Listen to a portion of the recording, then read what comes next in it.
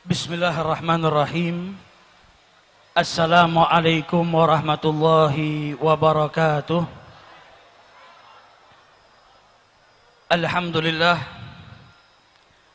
Alhamdulillahilladzi hadana lihadza wa ma kunna linahtadiya laula an hadanallah.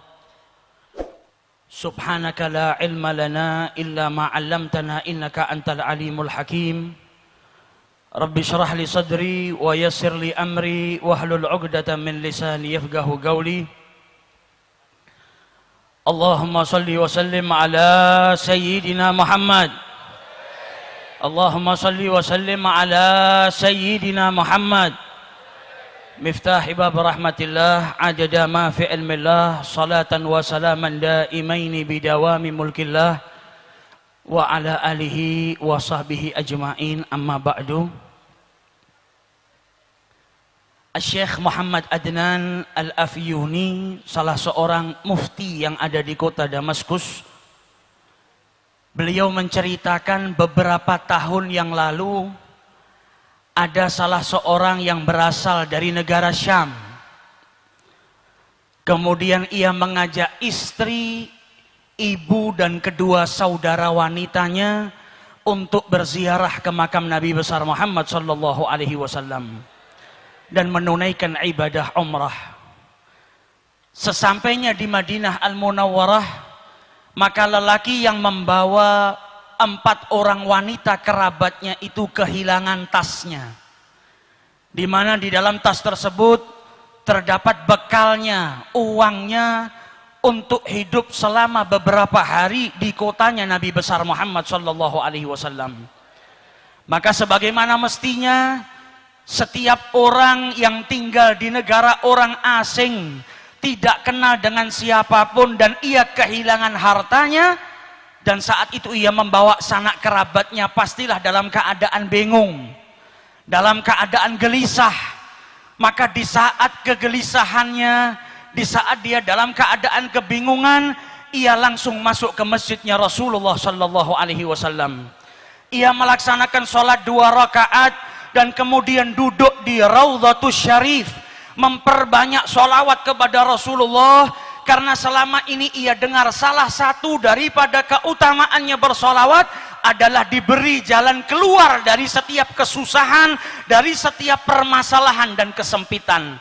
Ia pun berulang kali bersolawat kepada Rasulullah, dan saat itu berada dekat dengan jasad sucinya Nabi besar Muhammad sallallahu alaihi wasallam. Sambil keletihan dan kegelisahan yang terus berkecamuk dalam dirinya, ia pun akhirnya tertidur sesaat. Di dalam tidurnya ia ditakdirkan oleh Allah bermimpi dengan junjungan Nabi besar Muhammad sallallahu alaihi wasallam. Sholawat yang dihaturkan dari lisan dan juga dari lubuk hati yang paling dalam, dari hati seseorang yang cintanya kepada Rasulullah sallallahu alaihi wasallam, dari keyakinan bahwa sholawat yang ia baca akan memberikan jalan keluar dari setiap permasalahan, menjadikannya malam itu ia bermimpi dengan Rasulullah sallallahu alaihi wasallam. Dan Nabi bersabda dalam hadisnya, man ra'ani faqad ra'ani, siapa yang melihatku maka sesungguhnya ia melihat aku. Man ra'ani fil manam faqad ra'ani, siapa yang mimpi berjumpa denganku sesungguhnya ia benar-benar mimpi berjumpa denganku. Innamas syaitan la yatamatsalu fi surati, karena syaitan itu tidak mampu menyerupai Rasulullah sallallahu alaihi wasallam. Di dalam mimpinya Rasulullah berkata kepada lelaki tersebut, pergilah engkau ke pintu Masjid Nabawi nomor sekian, maka engkau akan dapati seorang penjaga pintu yang bernama Utsman. Maka katakan kepada Utsman, inna Rasulullah yugri'uka salam. Sampaikan kepada Utsman kalau Nabi Muhammad mengucapkan salam kepadanya. Dan katakan setiap hari sholawat yang ia baca sebanyak 1000 kali sampai kepadaku, dan mintalah Utsman untuk menolong dirimu yang saat ini kesusahan. Bangun daripada tidurnya, ia merasakan kebahagiaan yang luar biasa, karena saat itu ia dapat memandang wajah suci Nabi besar Muhammad sallallahu alaihi wasallam. Seseorang yang dari rumahnya, dari negaranya yang jauh, ia habiskan bekalnya, hartanya, waktunya, uangnya untuk berziarah ke orang yang paling ia cintai, dan sesampainya di sana ia ditakdirkan untuk berjumpa dengan Nabi besar Muhammad sallallahu alaihi wasallam. Ia pun pergi ke pintu yang ditunjuk oleh Rasulullah. Sesampainya dia di sana, dia bertanya kepada para penjaga kota Madinah, "Afikum Utsman? Adakah di antara kalian yang bernama Utsman?" Maka salah seorang daripada mereka berkata, "Hadza Utsman." Itu Utsman yang kau cari. Maka ia pun mendatangi Utsman seraya berkata, "Inna Rasulullah yugri'uka salam." Nabi ngucap salam kepadamu. Dengan bukti kalau Nabi itu mengetahui sholawat yang kau baca setiap hari sebanyak 1000 kali. Kenalkan, namaku adalah Abu Adib. Aku datang bersama 4 orang wanita daripada keluargaku. Hartaku kecurian dan Nabi minta engkau membantuku saat ini. Maka si Utsman berkata, "Ini ucapan gak pantas kita bicara di sini. Mari masuk ke dalam kantor saya." Sampai di dalam kantornya ditanya, "Ma qissatak? Bagaimana ceritamu ini kok bisa sampai ke sini? Apa yang kau alami?" Diulang lagi ceritanya. "Rasulullah menitipkan salam kepadamu. Namaku Abu Adib. Aku kehilangan harta." Maka Utsman berkata, "Ini cerita nggak pantas diceritakan di sini. Ikut saya naik mobil ke rumah saya."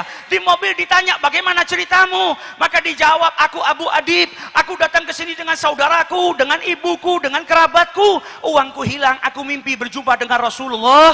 Ia menitipkan salam kepadamu." Sampai di rumahnya duduk, ditanya kembali, diceritakan kembali. Kata Utsman, "Kalau begitu kita makan terlebih dahulu." Selesai makan ditanya, "Bagaimana ceritanya?" Diulang lagi ceritanya. Setelah itu ditanya lagi, "Bagaimana ceritamu?" Maka Abu Adib pun berkata, "Saya tidak akan menceritakannya lagi kepadamu.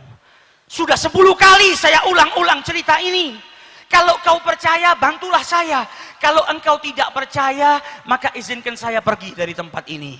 Maka dijawab oleh Utsman, "Laqad saddaqtuk min marratil ula." Saya sudah percaya dengan ceritamu dari pertama engkau bercerita kepada saya. "La ya'lamu ahadan inni usalli alaihi alfa marrah kulli yaum illa alladhi akhbaraka bidzalik." Karena tidak satu pun dari manusia ada yang tahu kalau saya bersolawat kepada Nabi Muhammad setiap hari 1000 kali, kecuali yang mengabarkan hal tersebut kepadamu, yaitu Nabi besar Muhammad sallallahu alaihi wasallam. Akan tetapi saya berulang kali bertanya kepadamu bagaimana ceritanya, karena saya merasa bahagia ketika mendengar Nabi Muhammad mengirimkan salam kepadamu. Dan saya ingin kalimat itu terus diulang-ulang, didengarkan di telinga saya. Kebahagiaan yang luar biasa ketika saya setiap hari bersolawat dan salam kepada beliau. Tiba-tiba saya mendapatkan keberkahan, Nabi Muhammad mengirimkan salam kepadamu. Saya bertanya berulang kali bukan karena tidak percaya, tapi telinga ini ingin terus mendengar nama Nabi Muhammad sallallahu alaihi wasallam, dan telinga ini terus ingin mendengar kalau Nabi Muhammad mengutarakan salamnya kepadaku. "Ambil apa yang kau inginkan. Berapa hartamu yang hilang aku ganti, karena aku memiliki kebahagiaan yang tiada tara, yaitu dengan mendapatkan salam dari Nabi besar Muhammad sallallahu alaihi wasallam." Malam hari ini kita yang datang ke majelis ini dan adanya majelis Az-Zahir atau majelis-majelis sholawat yang lain, tak lain ingin mengajak kita bersama-sama untuk menambahkan rasa cinta kita kepada Rasulullah sallallahu alaihi wasallam. Kita ingin seperti Utsman, ketika mendengar nama Rasulullah, hatinya bahagia, bergetar. Kita ingin mencintai sesuatu yang mana jikalau sesuatu itu dihadapkan di depan kita dan didengarkan di telinga kita, maka kita mendapatkan kebahagiaan yang luar biasa, sebagaimana kebahagiaan yang didapatkan oleh para pendahulu kita ketika mendengar nama Rasulullah sallallahu alaihi wasallam.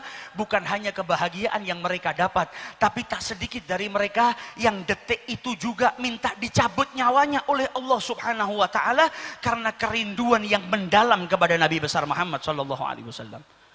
Maulid yang kita baca ini, hampir setiap malam kalau kita hadir majelis Az-Zahir, dibacakan Maulid Simtud Durar, ditulis oleh Al-Imam Al-Habib Ali bin Muhammad Al-Habashi, tashwigan lis-sami'in. Kita diajak baca sejarah Maulid Nabi kita diajak menyandungkan gosidah, pujian-pujian kepada Rasulullah, agar apa? Setiap hati umatnya ini merasa rindu ketika nama nabinya disebutkan. Kalau kita belum merasa rindu, belum merasa bahagia ketika Nabi Muhammad namanya disebutkan di hadapan kita, itu tandanya cinta kita masih lemah. Karena ketika kita mencintai harta, di saat kita kesusahan kayak apapun, kita mendapatkan harta yang berlimpah, maka kesedihan, kesusahan, bahkan penyakit sekalipun akan hilang dengan sesaat. Karena kita dapat uang yang banyak. Ini manfaatnya kalau kita cinta kepada sesuatu, maka sesuatu itu bisa memberikan kebahagiaan kepada kita. Kalau kita cinta dengan Nabi Muhammad, cinta dengan Allah, cinta dengan zikir, cinta dengan sholawat, maka di saat kita susah, kita nggak perlu pergi jauh, mencari suasana baru untuk menenangkan diri kita dan batin kita. Di saat kita sakit, nggak perlu kita bersusah payah mencari obat, karena setiap sesuatu yang kita cintai menjadi obat bagi kita. Bahkan Nabi Muhammad di saat duduk dengan para sahabatnya, kalau mau bahagia karena beliau cinta dengan sholat, maka beliau berkata kepada Bilal, arihna ya Bilal, kumandangkan azan, bahagiakan kita dengan melaksanakan sholat. Datang waktu sholat menjadikan Nabi bahagia. Begitu juga dengan para ulama, bukan hanya kepada Nabi Muhammad, kepada gurunya saja mereka mendapatkan ketenangan. Al-Habib Ali bin Muhammad Al-Habsyi, penyusun maulid ini, kalau sudah sakit yang luar biasa, dia panggil putranya yang bernama Muhammad. Wahai Muhammad putraku, bawakan cerita guruku Al-Imam Abdullah bin Husain bin Tahir. Ketika dibawakan kisah gurunya Al-Imam Abdullah bin Husain bin Tahir, maka seketika itu juga sakitnya hilang, kegelisahannya hilang, kegundahannya hilang. Karena dibawakan kisah orang yang dia cintai, yaitu gurunya. Apalagi dengan manusia yang paling mulia, yaitu junjungan Nabi besar Muhammad sallallahu alaihi wasallam. Sallu ala Nabi. Bahkan Al-Habib Ali meniru Rasulullah. Kalau sedang sakit, beliau sampai punya syair. Gulu Ali bin Muhammad Rabbana gad syafah, Ali idza gad marat shifahu fi'alus salah. Beliau memotivasi dirinya sendiri. Katakan kepada Ali, beliau yang mengutarakan, Ali kalau sudah sakit, maka penawarnya atau obatnya hanyalah sholat. Ketika sudah sholat, maka seluruh penyakit itu hilang. Kita belajar di majelis ini bagaimana mencintai Nabi Muhammad dengan sekuat tenaga kita. Penuhi hati kita dengan mahabbah kepada Rasulullah. Maka di saat kita kesusahan, di saat kita kesumpekan, gelisah datang kepada kita, mendengar namanya Nabi Muhammad SAW, maka kegelisahan, kegundahan, kesempitan, apapun yang terjadi pada kita akan hilang, berubah menjadi bahagia karena Nabi besar Muhammad SAW. Khususnya di akhir-akhir ini kita disibukkan dengan pembicaraan politik. Kita masuk tempat manapun orang berbicara politik. Satu orang mengidolakan tokohnya, yang lain mengidolakan pilihannya. Tidak apa-apa saling mengidolakan. Tidak apa-apa saling menyampaikan misi dan visi calon pemimpinnya. Yang dilarang adalah ketika mendewakan pemimpinnya. Yang tidak sepaham dengan dia, yang tidak memilih pemimpinnya, dikafirkan, dijauhi, dianggap sesat, ini yang salah. Dan majelis Az-Zahir didirikan, kita punya misi, kita punya visi. Majelis yang sederhana ini, kita di sini menjadi pembantunya Rasulullah, dan kita berjanji di saat orang ramai berkampanye, kita akan mengkampanyekan Rasulullah Sallallahu Alaihi Wasallam. Di setiap tempat kita akan kampanyekan kembali akhlak sang Nabi. Kita akan kenalkan kepada khalayak sebagaimana mereka mengenalkan calon pemimpin mereka, kita akan kenalkan kepada mereka pemimpin dunia wal akhirah, yaitu Nabi besar Muhammad sallallahu alaihi wasallam. Kita akan kenalkan bagaimana sabarnya beliau. Kita akan kenalkan kepada mereka bagaimana rumah tangga beliau. Kita akan kenalkan kepada khalayak ramai bagaimana cara mencintai Rasulullah. Insya Allah majelis yang sederhana ini dan upaya kami dalam berkhidmah yang masih bertumpuk atau berlumuran dengan riya dan tidak ikhlas dipandang oleh Allah Subhanahu wa taala, sehingga menjadikan Allah Subhanahu wa taala meridhai kita semua. Amin ya rabbal alamin.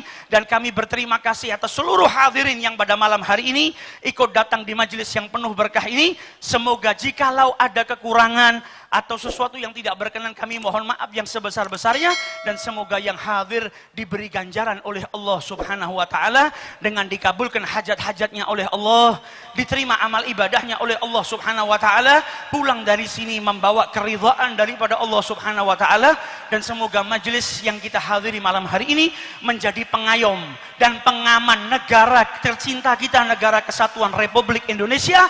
Selagi ada majelis maulid seperti ini, insya Allah negara kita tetap dilindungi oleh Allah Subhanahu wa taala, dijadikan baldatun thayyibatun wa rabbun ghafur.